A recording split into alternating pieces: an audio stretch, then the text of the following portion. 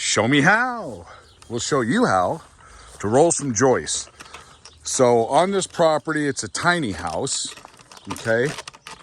And we have these Glue-Lams right here. And you can see they were just set up here, all right? These were just set up here randomly. So the overhangs are not exact. Also, these columns hopefully are square, but they may not be square. So what I'm trying to do right now is I'm gonna flush these up, okay? Making sure the edge of these is square with the Glue-Lam itself. So the end Glue-Lam is square to the edges of the other Glue-Lam, okay? So that's what I'm gonna try to do right now. Don't go anywhere. Okay, folks, my helpers helped me. What I did was I flushed the Glue-Lams to the end of the columns. If there's a little bit of overhang on the other side, I'll cut it flush up, excuse me, obviously, but there's gonna be rim joists on this. There's gonna be finished trim 2x12 maybe, who knows. Not that important. Again, the most important thing, square. So what I'm gonna do is I'm gonna run a string line from the corner of the Glue-Lam, and this is something you would do, well, your walls would be square if you tilted them up and you squared off the walls. But on a raised foundation, this, I believe, is the way to go. So what I'm gonna do is run this square, or this chalk line, pardon me, all the way down to the other Glue-Lam, all right?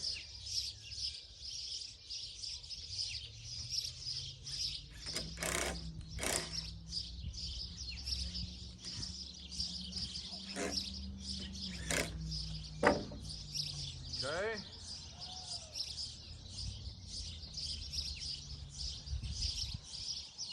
All right. Okay. So, we have a straight line here. The question is this line square with the other, or I should say the outside Glue-Lam, okay? So is this edge square with this edge? If it is, the other side's gonna be square too. So, how would you know if it was square or not? Just because, oh yeah, it's a straight line, doesn't mean it's square. This is a straight line. In and of itself, by themselves, there's nothing to square to. So my helpers, they're pretty good with math. Hey helpers, do you know what the Pythagorean square is? You do? Would you like to try to figure this out square? Well, because you always say you don't ever need it. So this is how you check to see if this is square. You could check, little basis of Prescott student. That's like an Ivy League school, by the way, for high schoolers. Anyways, so what you do is apply that Pythagorean square. Hey, come on. Or if you have a giant square, if you had a giant square, you wouldn't need to do it. So how would you do it, Seth? It's a square plus b. Okay, so how do you start it with something like this? You see it, get it square. So this first joist that we roll will be square. Okay. So if this, hold on, if this is square to the edge, if this is squared up to the edge, and I shouldn't even have tied those down yet, that was stupid. Then I can roll this to edge, and then after that, I mean, all the way, I know it's square once I measure off of it. You've got to have your first one square, or it's just you're all over the place. There's no pattern. So how would you do it? Okay, I'm going to give you a hint. Hey, boy wonder, come on. Look at it. So a square plus b square equals c square, folks. So what you do, now I'm a finished guy, so I would do 18, 24, 30, or 18 times 2 is 36. I go 36, 48, 60. Okay, so now what you want to do is double that. So 3, 4, 5, 3, 4, 5, you could do 6, 8, 10. 6 foot, 8 foot equals 10 foot square. So 6 foot square. Now you want to go big here, right? Because you don't want to do little inch, okay? So you're going to go 6 foot. 6 foot square is 36. 8 foot square is 64. 10 foot square is 100. If you add a square, 36, plus b square, 64, it equals c square, 100. Correct. Now, where's my pencil? Let me get the pencil. So what I'm going to do is measure here. Don't go away. Don't go away. I'll get it. Don't go away. Don't go away, folks. Okay.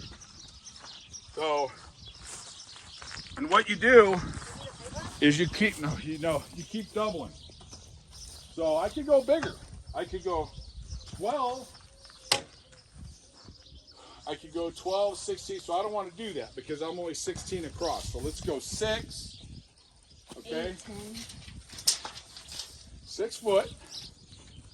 All right. 6 foot. The problem is these have to be moved because now I go 8 foot. All right. Which actually this is a good idea because I'll land here. 8 foot. Right here. Okay.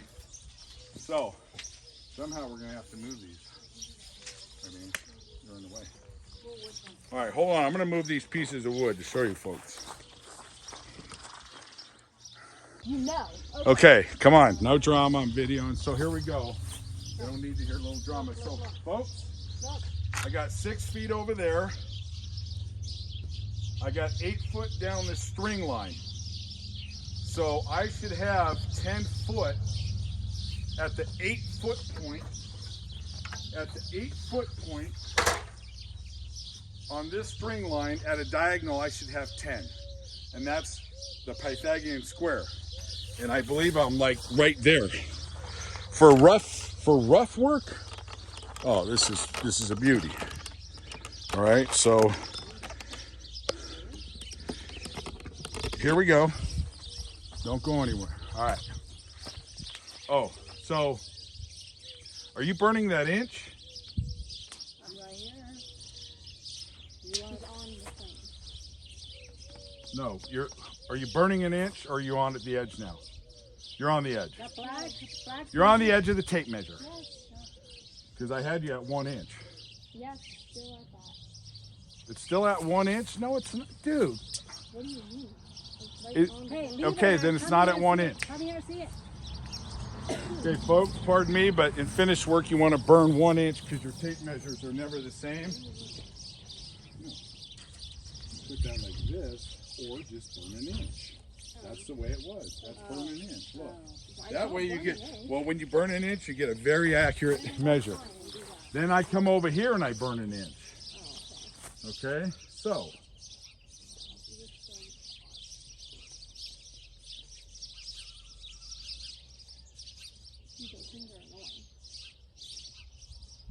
All right, folks.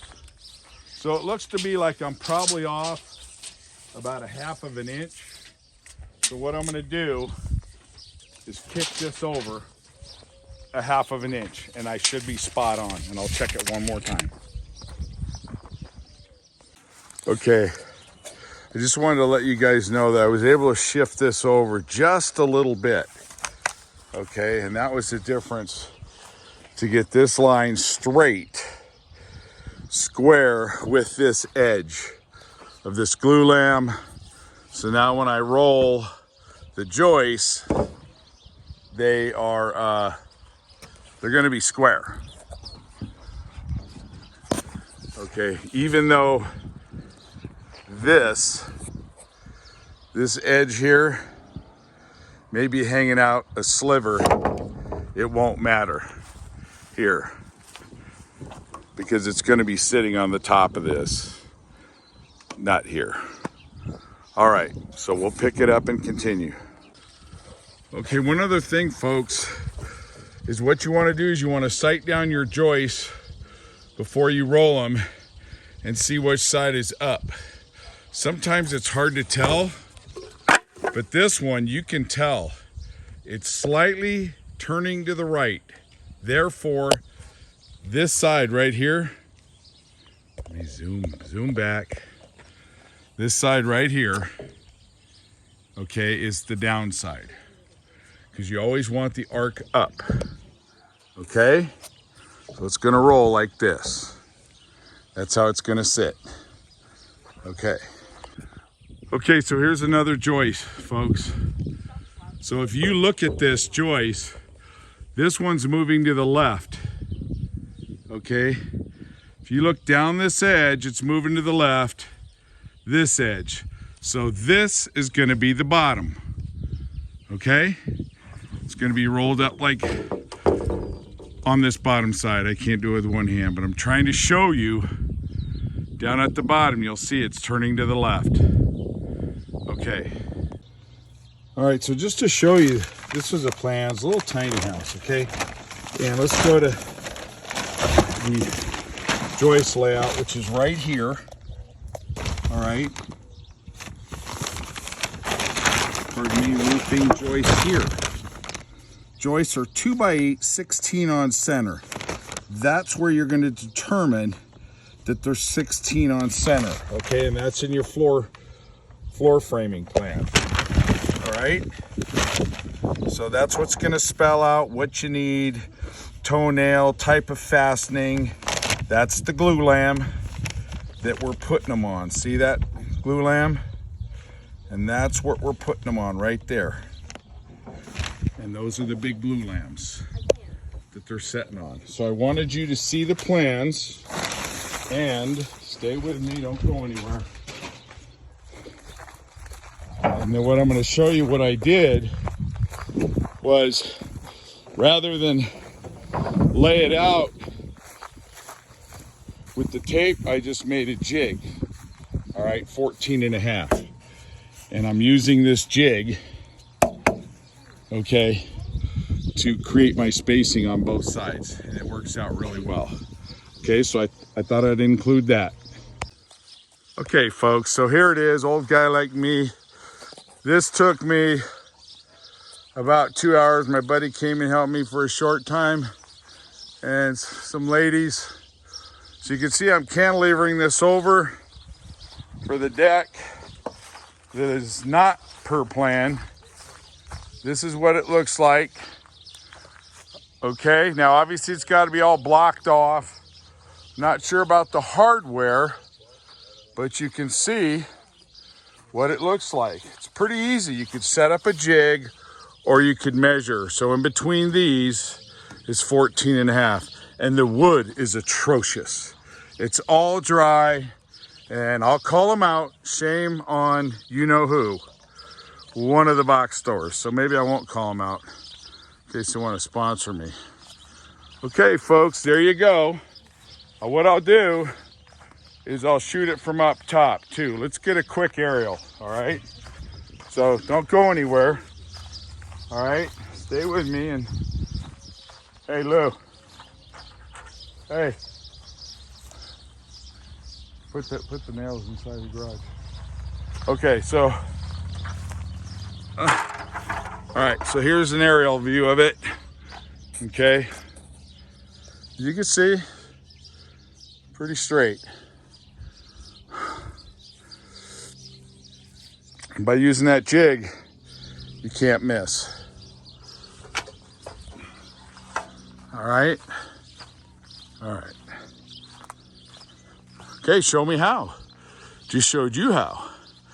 I put 3 toenails per board. That's what it calls out for, but of course later on, this is all going to be blocked.